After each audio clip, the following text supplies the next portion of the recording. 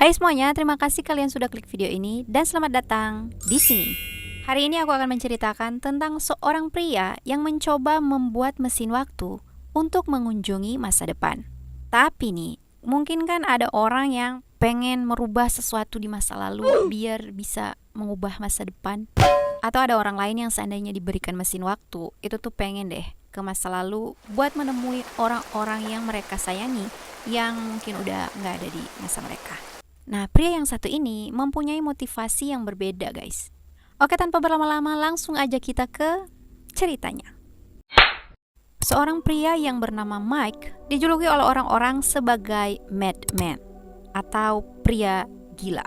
Itu karena dia terobsesi untuk membuat mesin waktu dan pengen tahu nomor lotre yang akan keluar supaya dia tuh bisa memenangkan lotre. Nah, pada awal tahun 1995, Mike mulai mencoba untuk membuat mesin waktu di teras rumahnya di Missouri, Amerika Serikat. Saat itu, Mike ini baru berusia 21 tahun dan merupakan seorang mahasiswa jurusan kelistrikan. Dibandingkan dengan teman-teman lainnya, Mike ini tergolong anak yang cukup cerdas. Mike ini tuh punya kemampuan mengutak-atik alat-alat listrik. Nah, dari kemampuannya inilah, Mike kemudian memiliki imajinasi yang sangat-sangat luar biasa, yaitu membuat mesin waktu. Nah, udah nih kan, bekerjalah si Mike ini dengan menggunakan tangga Yakub. Tangga Yakub ini tuh semacam alat yang terdiri dari dua batang logam yang bila dialiri listrik, maka akan menciptakan percikan-percikan listrik di antara kedua batang logam gitu loh. Nah, pada saat membuat tangga Yakub inilah, Mike melihat ada lingkaran berkilauan yang muncul di atas peralatan-peralatan tersebut. Nah, waktu itu Mike ini juga sebenarnya nggak tahu dengan pasti apa yang terjadi dengan alat-alat itu. Karena penasaran, si Mike ini mencoba melemparkan sebuah skrup logam ke dalam lingkaran tersebut. Lalu nih, skrup logam yang dilemparkan si Mike tadi ke dalam lingkaran yang aneh itu tiba-tiba lenyap, guys. Dan 1 detik kemudian, skrup logam itu muncul lagi, guys. Dan gak tahu teori dari mana, tiba-tiba Mike ini bisa berpikir kalau skrup logam yang dia lemparkan itu tuh pergi ke masa depan, terus balik lagi. Nah, dari keyakinannya inilah, Mike kemudian berencana membuat tangga Yakub yang lebih gede lagi, guys. Yang seukuran manusia dengan 168 elektromagnetik. Tapi, untuk membuat tangga Yakub seukuran manusia, Mike membutuhkan listrik yang lebih besar lagi. Mike harus membeli trafo untuk eksperimennya ini. Tapi guys, karena memiliki kendala dengan biaya, Mike akhirnya nekat mencuri. Dia pergi ke pembangkit listrik setempat dan mencuri trafo di sana. Nah, tadinya nih, si Mike ini cuman berniat untuk mencuri 3 trafo aja, guys. Tapi akhirnya Mike mencuri semua trafo yang ada di sana, yang berjumlah 6. Mungkin nanggung kan kalau cuman diambil 3 doang. Jadi diambil aja semuanya. Nah, untuk menghindari kecurigaan dari orang-orang tentang eksperimennya yang luar biasa ini, si Mike mencoba melakukan percobaannya di malam hari. Tapi sayangnya guys, eksperimen yang dilakukan oleh si Mike ini gagal total. Petugas setempat yang mengetahui tentang pencurian itu langsung pergi nih ke rumahnya si Mike. Pada hari itu, tepatnya pada tanggal 29 Januari 1995, polisi akhirnya melakukan penggeledahan dan di sana polisi menemukan pemantik rokok elektrik yang terbuat dari oven microwave, alat-alat listrik, dan juga 6 trafo curian senilai $13.000. Mike kemudian dipenjara dan menjalani hukuman selama 60 hari. Dan apakah menurut kalian Mike ini mengubur mimpinya untuk membuat mesin waktu? Tentu saja tidak. Nah, tak lama setelah Mike ini keluar dari penjara, Mike kemudian diundang di sebuah acara radio yang bernama Coast to Coast. Nah, dalam acara radio itu, Mike ini bilang kalau dia sedang merencanakan melakukan eksperimen, tapi kendalanya yaitu tidak memiliki tempat dan juga dana. Tapi nih guys, justru dari wawancara di acara radio tersebut itulah yang akhirnya membuka peluang bagi si Mike ini untuk melanjutkan rencananya membuat mesin waktu. Banyak pendengar radio menjadi tertarik yang kemudian membantu si Mike ini dalam mengembangkan idenya serta juga dalam memberikan pendanaan. Jadi sebenarnya si Mike ini tuh pinter guys, cuman karena dia tuh berasal dari keluarga yang kurang mampu yang membuat si Mike ini kesulitan untuk mencapai apa yang diimpikannya.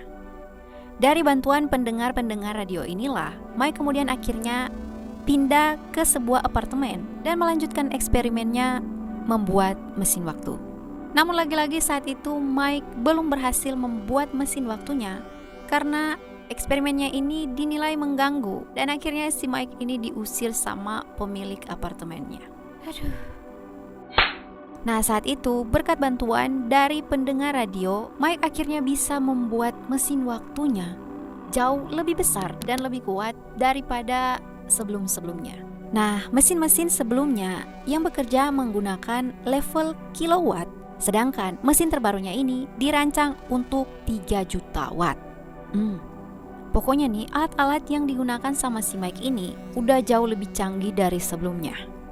Pada tahun 1996, Mike ini kemudian diundang kembali ke acara radio Coast to Coast. Dengan semangatnya yang berapi-api ini, Mike ini bilang kalau dia tuh lagi buat mesin waktu yang jauh lebih canggih. Dan dengan pedenya, Mike bilang dalam waktu 30 hari lagi, mesin waktunya ini akan segera selesai.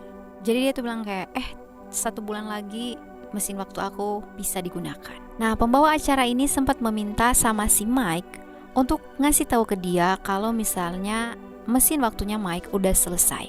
Dan dia tuh pengen mendokumentasikan pertama-tama jika memang mesin waktu itu beneran ada. Nah, di akhir acara radio itu, Mike memberikan alamatnya kepada para pendengar. Dan Mike tuh bilang kalau siapa aja yang tertarik untuk melihat, silahkan ke rumah saya. Di akhir wawancara itu, Mike juga mengklaim bahwa dia telah berhasil menciptakan mesin waktu. Dan ketika ditanya sama si pembawa acara ini kalau apa yang akan Mike bawa dalam perjalanannya menggunakan mesin waktunya, Mike pun menjawab bahwa dia hanya akan membawa ponselnya. Tapi sayangnya guys, ternyata kemunculannya Mike pada acara radio tersebut merupakan kemunculannya yang terakhir. Mike tak pernah terlihat lagi setelah acara itu, dan pada Januari tahun 1997, Mike dinyatakan hilang. Apakah si Mike ini benar-benar berhasil menciptakan mesin waktu dan melakukan perjalanan waktu? Gak ada yang benar-benar tahu pasti guys. Menghilangnya Mike ini kemudian memunculkan berbagai teori di publik. Ada yang mengatakan bahwa Mike ini telah meninggal dunia akibat aliran listrik yang sangat besar pada mesin itu. Ada juga teori yang mengatakan bahwa Mike ini telah gagal membuat mesin waktunya, lalu kemudian Mike ini menyerah dan telah menjalani hidup sebagai petugas listrik biasa. Nah, tak lama setelah Mike dinyatakan menghilang, ada seorang pendengar radio Coast to Coast yang menelpon pembawa acara di sana dan menceritakan sebuah cerita yang aneh.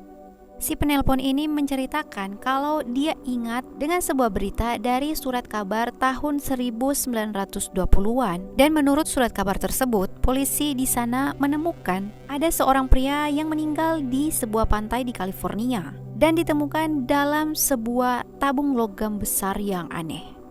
Tapi sayangnya, pria itu tidak dapat dikenali dengan kondisi tubuhnya pada saat itu. Dan di dekat tubuh pria itu, polisi menemukan sebuah perangkat misterius.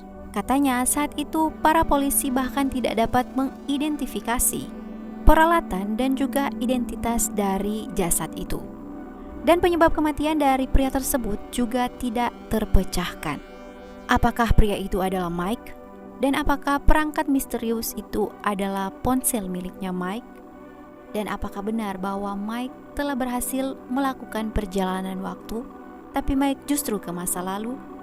Tapi sampai sekarang gak ada yang benar-benar tahu pasti guys tentang berita pada tahun 1920-an itu. Apakah itu adalah benar-benar nyata atau tidak? Oke, itu dia tadi ceritanya hari ini. Gimana menurut kalian tentang cerita yang satu ini? Terima kasih buat kalian yang udah nonton. Jangan lupa untuk support channel ini dengan klik tombol subscribe-nya dan nyalain juga lonceng notifikasinya biar kalian bisa tahu kalau ada update cerita-cerita baru. Bye!